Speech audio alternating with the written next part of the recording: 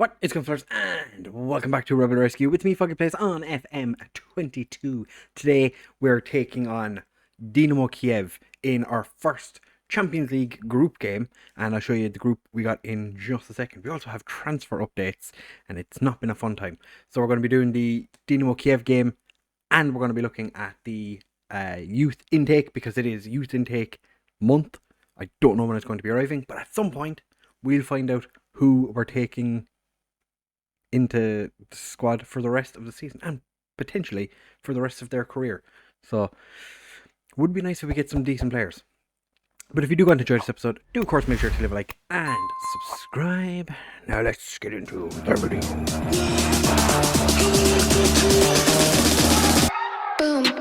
I thought it'd be nice for us to start on the league table, because I don't show it to you very often.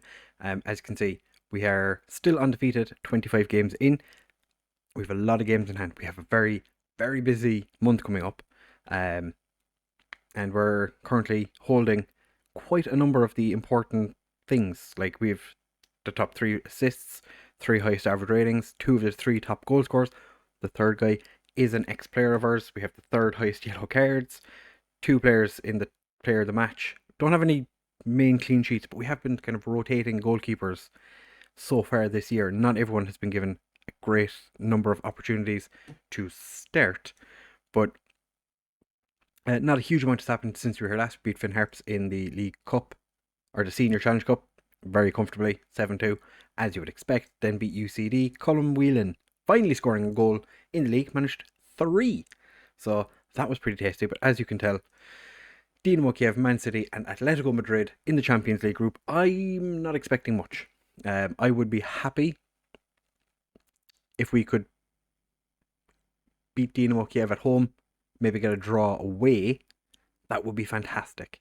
I would take 4 points in this group, because then there's a chance that we'll finish 3rd. But I'm not expecting it. Dynamo Kyiv, a very, very strong squad. We are one of the worst teams in the entire competition. And as I said, transfer happened because the English transfer window shut after ours. We did bring in a striker, just a German striker who was without a club for a while. Had him in on trial previously, decided to give him a chance. He's come in. He's going to be in the first team. He's also playing for the under-19s. And Terzi is a central midfielder who's also a makeshift right back. Must have picked that up recently. Signed him on a free. He was released by Firth. Now he's playing in our under-19s for the time being. But the player that left, Hwang, had a release clause of £500,000. Liverpool stole him away from us. £500,000 for our best player, who was absolutely smashing it. 24 appearances, 31 goals, 13 assists, 5 player of the matches. That was just in the league. The man was exceptional. He only missed 2 penalties all season. And yeah, Liverpool got him for peanuts, and his value is obviously more than 1.1 million.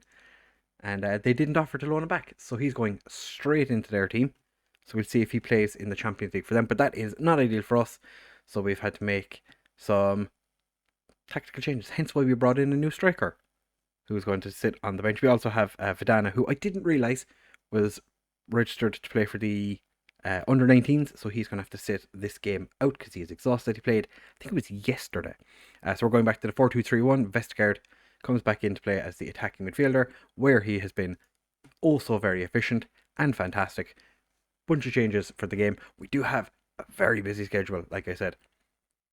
We're taking on Dundalk twice in 3 days, so that's obviously going to be difficult.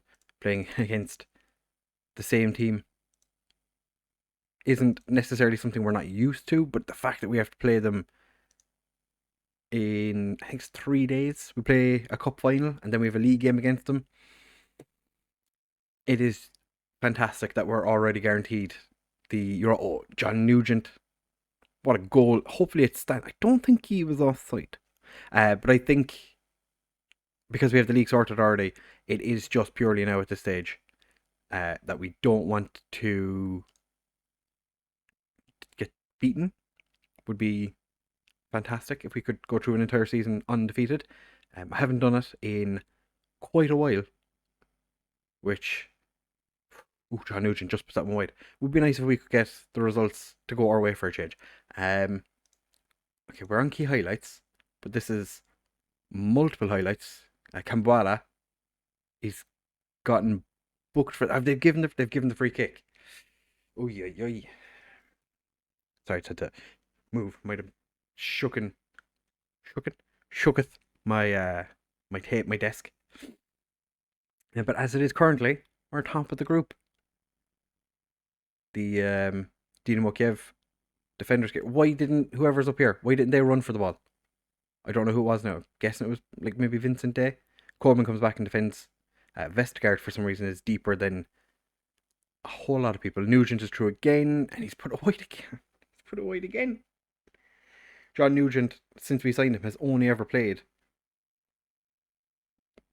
I can't say only ever. He's played mostly in a 2. The keeper comes out and manages to punch that one away. Ormeno gets absolutely hacked down. Ormeno's acting like he's been shot over. He's just over here. Who is stepping up to take said penalty? Nugent? No, it's Carlsberg. Carlsberg smashes it in the back of the net. Get in. We're 2 up against Dynamo Kyiv. His 18th of the season. He has recently stopped complaining about not getting enough first team football after his. I promised him first team football when he came back from his injury, and he's happy with that now. So that's fantastic. The next one out is Vestergaard. Oh, Ormeno just puts that one wide. Or no, not Ormeno. Vestergaard. He has a promise of first team football when he comes back from injury. He's only just really back from injury now, so he can't really be complaining. But he probably will at some point if I don't play him. He has had a couple of games since his return where he's been not playing because he's only been able to play like 15, 30, 45 minutes, that kind of like the shorter lengths of time. He's not been. This is the first time I think that he's been in the pre-match team selection for like injuries where he's not actually having to play a certain amount of time. He can just kind of go out and play the entire game, which is delightful. That was an absolute shocker of a corner by Carlsberg. Kambwala finds his centre-back partner Coleman in central midfield, and Carlsberg slots it past the keeper. Potentially onside. The referee is consulting with VAR. Goal awarded. We are 3 up. Get in. Chuck a bit of praise to the lads. Coming up on half time. This has been delightful.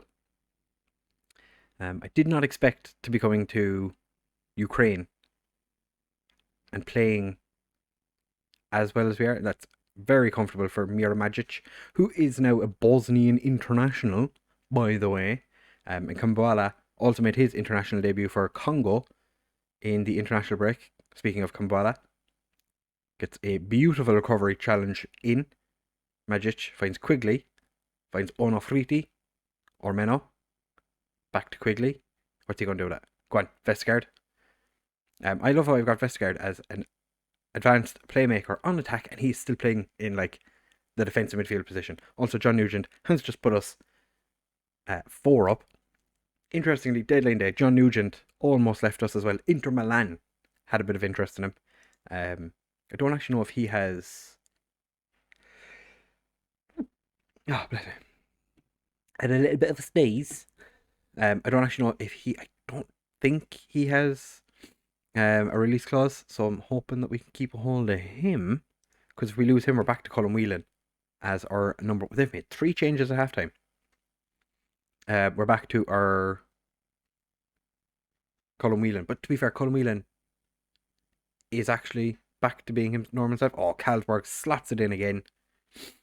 Vincent Day was the worst player on the pitch for us. That assist is going to help no end.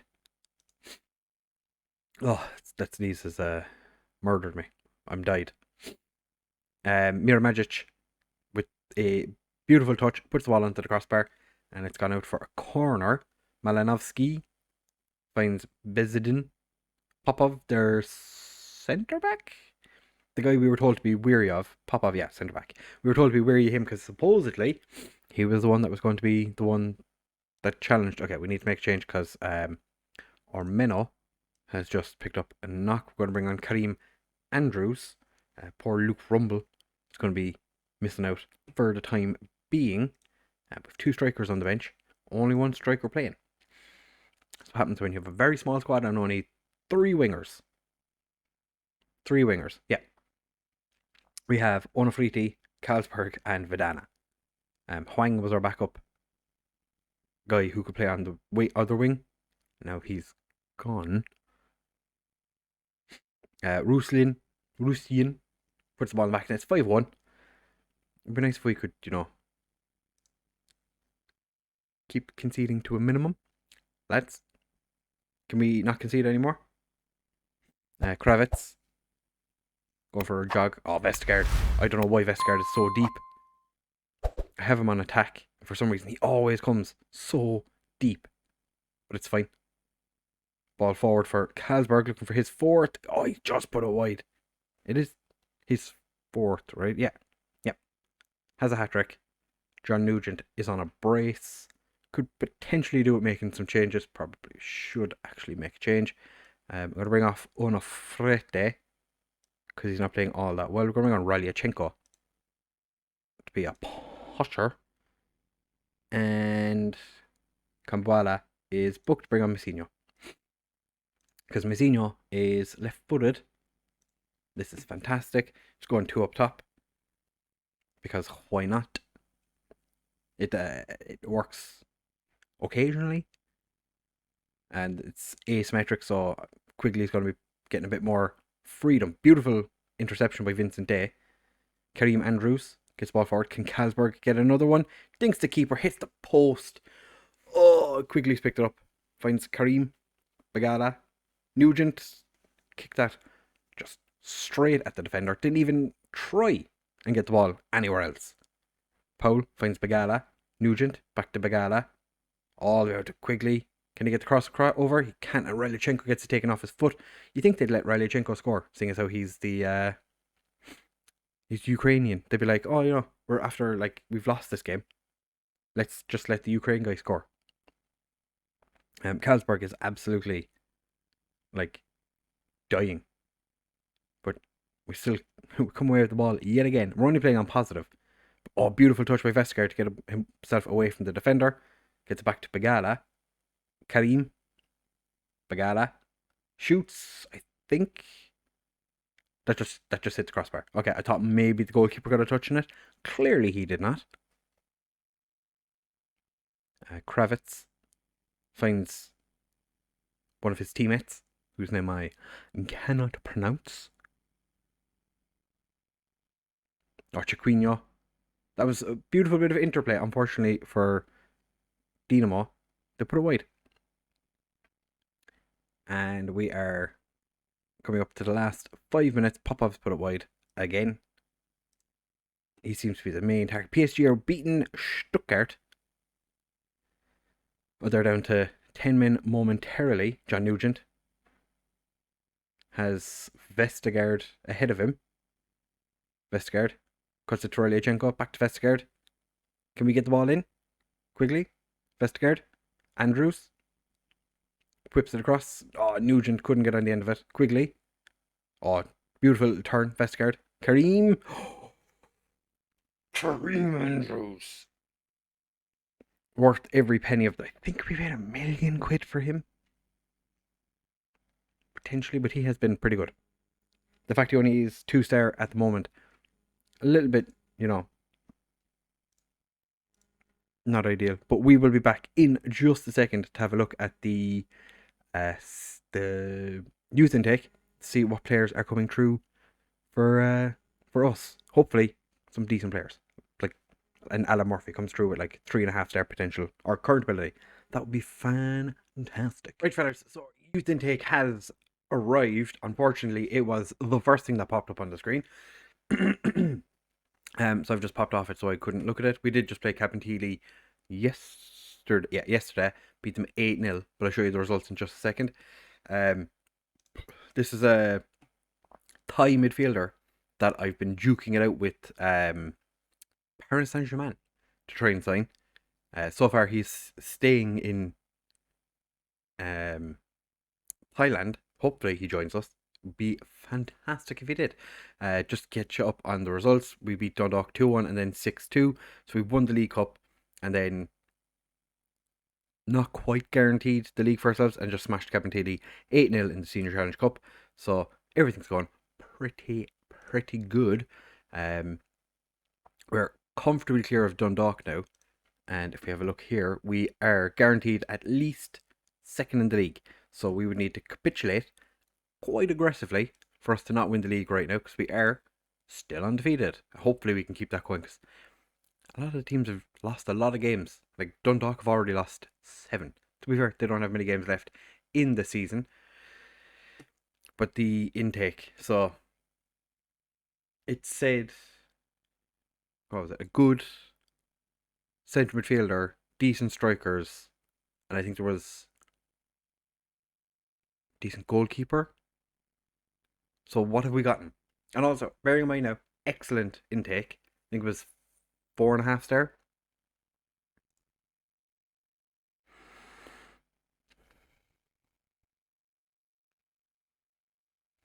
Jimmy White